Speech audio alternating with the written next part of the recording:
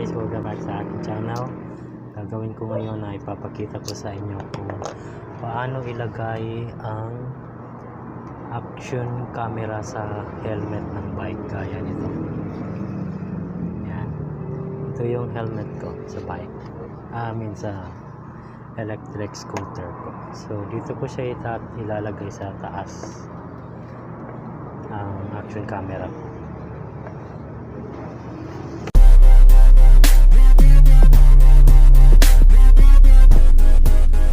Kakailanganin mo ay itong action camera at saka yung mga accessories niya gaya nito,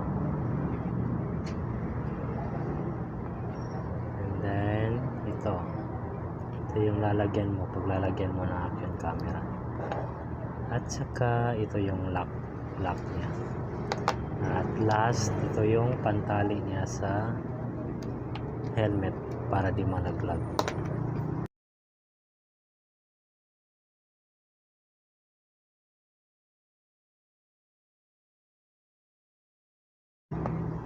Okay, so papakita ko sa inyo kung paano gawin.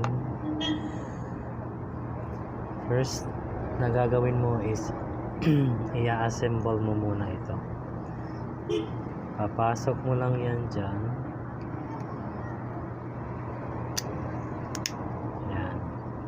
Para makabuo ka ng ganito. Next, lalagay mo yung action camera.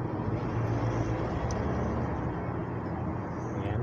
Then, lagyan mo ng tornilyo para hindi malaglag.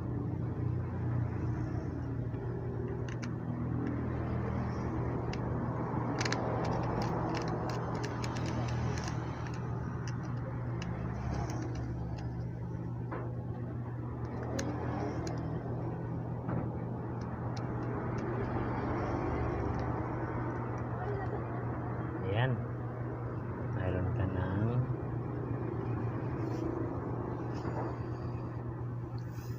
okay, so naporma na siya. So next mong gagawin is pwede mo na siyang ilagay dito sa helmet mo. So kailangan mo nito para hindi malaglag yung action camera. Kasama ito sa accessories ng action camera na ito.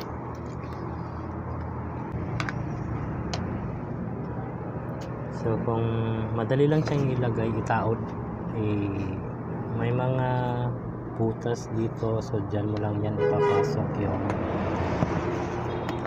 pantali niya. So first, may butas din yan sa gilid. Ito accessories na yan. Diyan mo ipapasok yung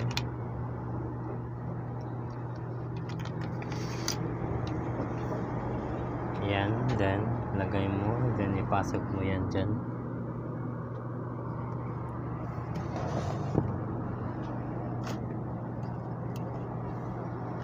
Pasok mo sa kabila.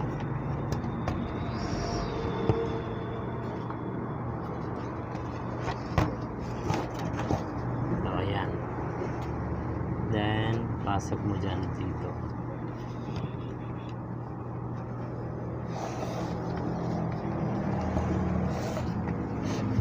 Okay, so mayroon siyang pang-lock, so ipasok mo rin yan dyan.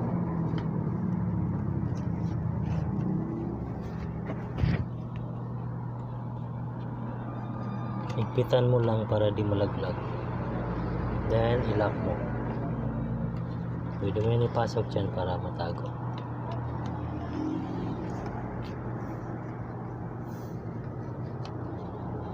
Higpitan muna natin.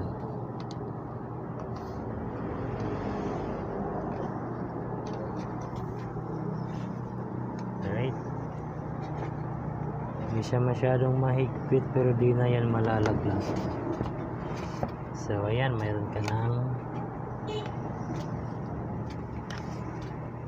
action camera sa helmet mo. So, madali lang guys, kasama na yung accessories sa action camera na ito. So yun. Ganun lang yun kadali maglagay ng action camera sa helmet ng bike. Gaya nito yung may mga butas. Okay, so kung nagustuhan nyo ay huwag kalimutang mag-like at paki-subscribe na rin. Salamat sa panonood.